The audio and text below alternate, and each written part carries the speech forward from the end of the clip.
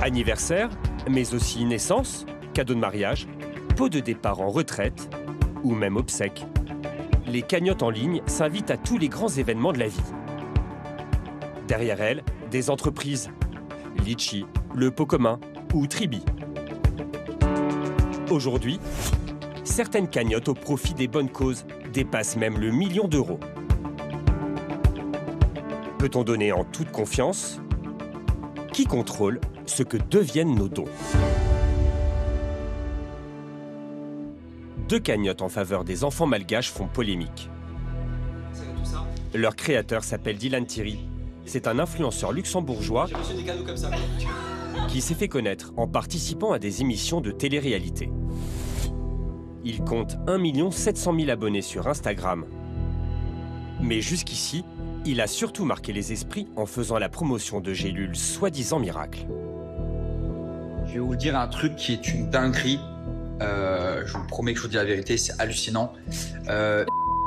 Ils ont quelque chose qui guérit les cellules cancéreuses. Depuis quelques mois, il s'est lancé sur un nouveau créneau, l'humanitaire.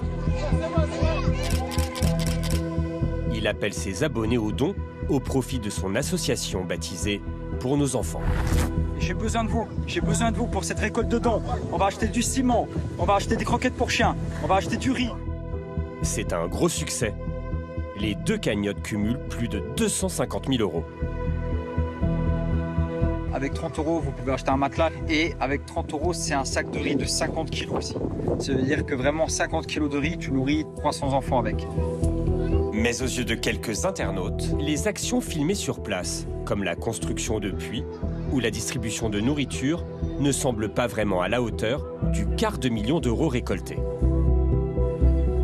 Là, il y a les œufs, là, il y a 200 œufs, les amis. Et là, ah oui, oh la vache. Ah ouais, c'est déjà cuit. Certains donateurs commencent à se poser des questions. Peux-tu expliquer clairement comment tu vas utiliser les fonds de la cagnotte? Vous vous rendez pas compte le bonheur qu'on a pu donner avec ces enfants juste avec cette balançoire? Ce à Madagascar, avec sa cagnotte à plus de 100 000 euros, il leur a acheté une balançoire. L'affaire atterrit devant la justice quand la vice-présidente et la trésorière de l'association portent plainte contre Dylan Thierry pour détournement de fonds. Nous avons rencontré leur avocat, Maître Michel. Selon lui, ce qui a alerté les deux plaignantes, c'est l'absence de bilan comptable en bonne et due forme. Lui, il va refuser de faire ce bilan malgré les demandes insistantes, non seulement de ma cliente, mais de l'ensemble du bureau de l'association, en expliquant plusieurs choses. Déjà que c'est trop cher et que cela va imputer de l'argent aux enfants dans le besoin sur place, puis ensuite qu'on le fera après, qu'il n'y a pas de nécessité de le faire la première année, puis ensuite qu'il dépense tellement sur place, sans facture, sans possibilité de prouver ce qu'il dépense, que ça n'a pas de sens de faire un bilan comptable. Pourtant, sur ces vidéos de Dylan Thierry, on voit qu'il a mené des actions concrètes sur place. Pourquoi c'est pas suffisant pour vous? Les œufs, là, il y a 200 œufs, les amis. Et là, Des actions concrètes, il y en a eu. Effectivement, un certain nombre. Et c'était le but de l'association. On n'a pas la possibilité, uniquement avec les réseaux sociaux, d'avoir une transparence sur ce qui a été fait avec l'argent. Donc c'est justement pour ça, nous, qu'on dépose plainte également. C'est que les enquêteurs fassent ce travail de reconstruction de ce qui a été fait sur place. Alors comment ont été dépensés les 250 000 euros?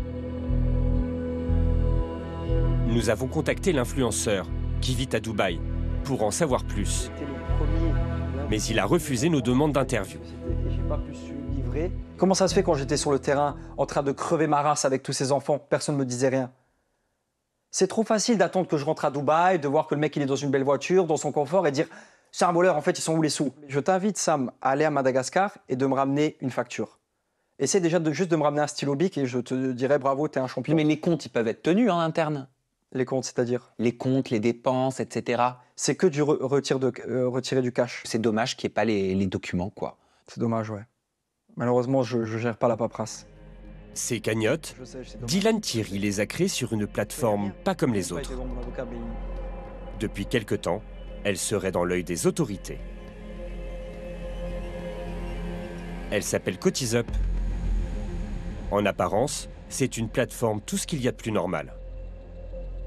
Mais quand on y regarde de plus près, CotisUp collectionne les cagnottes controversées. En 2018, elle a hébergé une collecte en soutien à Tariq Ramadan, l'islamologue prochainement jugé pour des viols sur 4 femmes. Elle a récolté plus de 105 000 €. En 2022, elle a aussi accueilli une collecte en faveur de l'imam Iqiyoussen, expulsé du territoire français pour des propos incitant à la haine et à la discrimination. Montant des dons, 60 000 €.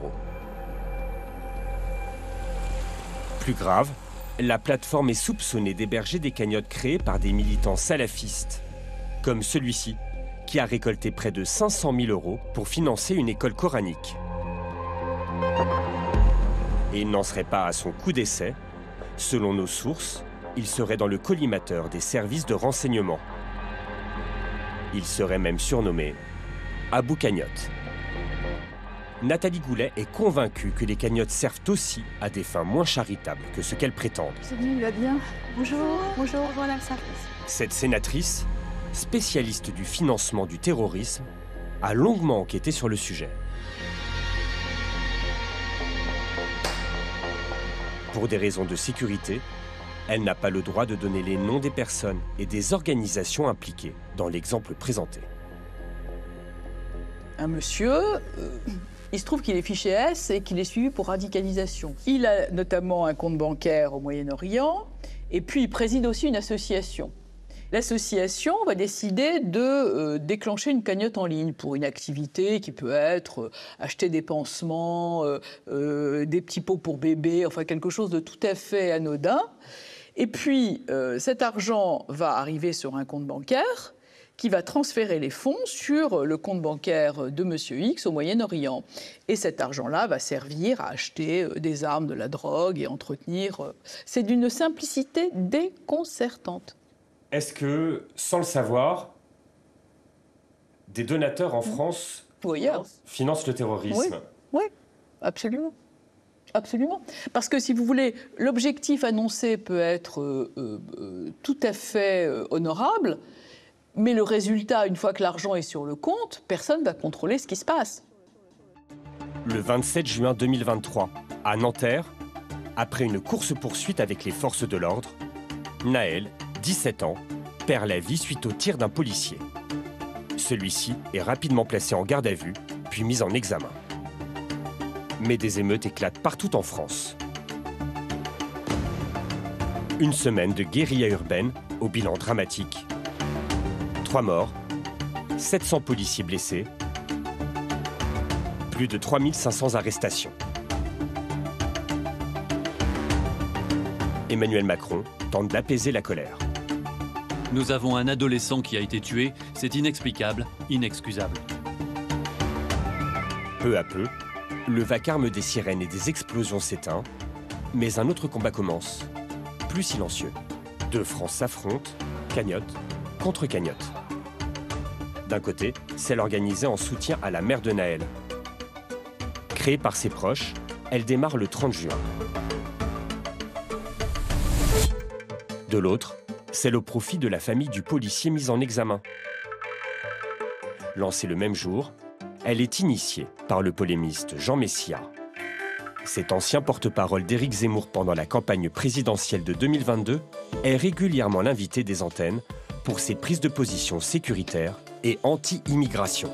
Pour moi, si vous voulez, le mot djihadiste français, c'est une contradiction. Vous avez parlé des djihadistes français, donc je réagissais par rapport à cette terminologie-là. Ils ne sont plus français. Sa cagnotte, Jean Messia affirme l'avoir lancée sans prévenir personne, pas même les futurs bénéficiaires.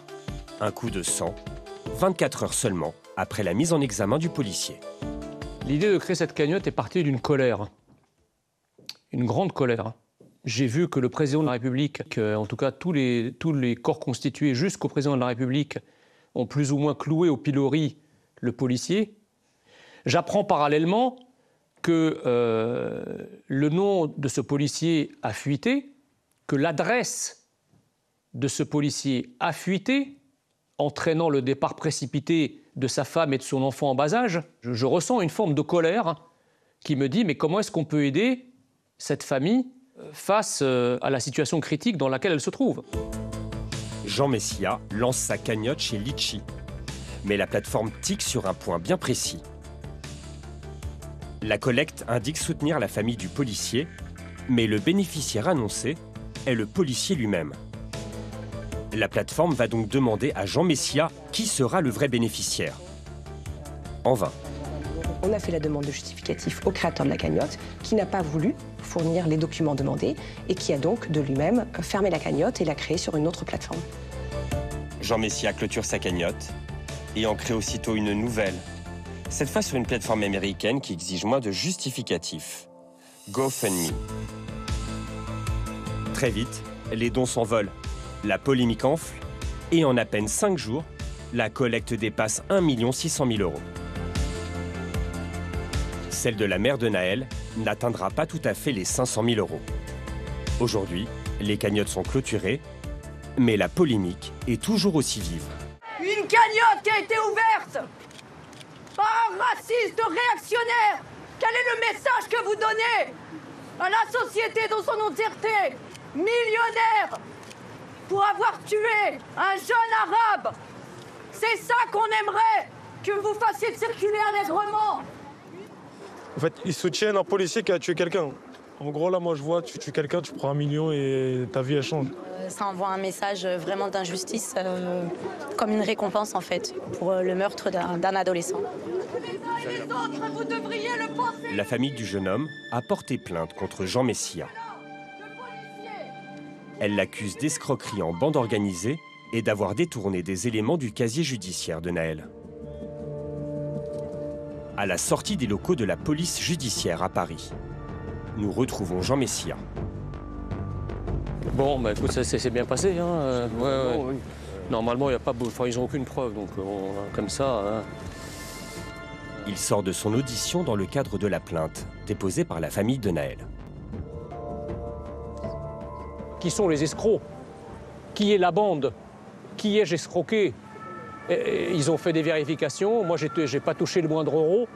Il y a même l'intérêt à agir de la famille. Quel est l'intérêt à agir de la famille de Naël? En quoi le fait que moi j'ai monté une cagnotte pour aider la famille d'un policier en détresse, en quoi ça a lésé ou ça a porté atteinte ou ça a coûté à la famille de Naël? Entouré de ses avocats, il pousse encore plus loin la provocation. À droite, eh bien, moi je suis joueur. Hein. Je me demandais si, comme une première cagnotte, les avait quand même bien emmerdés, et d'ailleurs ils m'emmerdent à cause de cette cagnotte, je me demandais si il ne fallait pas qu'on lance une nouvelle cagnotte. Comme ça, on va s'amuser un peu. Je serais favorable à lancer une cagnotte pour le combat que je mène pour la France, pour que je puisse continuer à m'exprimer. Voilà, qu'est-ce que vous en pensez? Mettez vos commentaires dans le fil de ce post. Merci de m'avoir écouté. Vive le peuple français, vive la France, et le combat continue. C'est votre nouveau business, les cagnottes, apparemment. Voilà, c'est ça. Moi, tout ce qui emmerde, vous savez, je suis un emmerdeur. 3 semaines, jour pour jour, après la création de sa cagnotte au profit de lui-même, nous sommes allés retrouver celui qui se définit comme un emmerdeur. Ça se passe très bien. L'objectif initial était de 10 000 €. Ce jour-là, sa cagnotte atteint 120 000 €. La cagnotte est toujours ouverte, hein, si vous voulez contribuer. La loi interdit qu'une cagnotte finance une amende prononcée par les tribunaux. Mais on peut s'en servir pour payer des frais d'avocat. C'est précisément ce que compte faire le polémiste, qui a lui aussi porté plainte contre la cagnotte de la mère de Naël. En tout état de cause, cette cagnotte est destinée exclusivement à financer mes procédures judiciaires actuelles et futures, parce que s'il y en a eu 6 sur les 2 dernières années, on va dire que ça c'est pas prêt de s'arrêter, si vous voulez. Voilà. Vous vous rendez compte que maintenant, c'est votre train de vie qui va être ausculté? Par qui? Par un certain nombre de médias par vos donateurs proto-soviétiques? Non, peut-être par vos donateurs eux-mêmes. Ah bon? Qui voudront s'assurer que leurs dons vont bien là où ils sont censés aller. Non, je ne crois pas, parce que si vous voulez, quand les gens donnent, ils donnent pour une cause, pour que la cause soit défendue. 5300 donateurs ont contribué. Pour le polémiste, c'est un peu comme s'ils avaient glissé un bulletin de vote dans l'urne. Il y a un message politique de soutien de milliers de Français qui veulent, du coup, exprimer leur colère, leur désapprobation à travers ce geste de la cagnotte.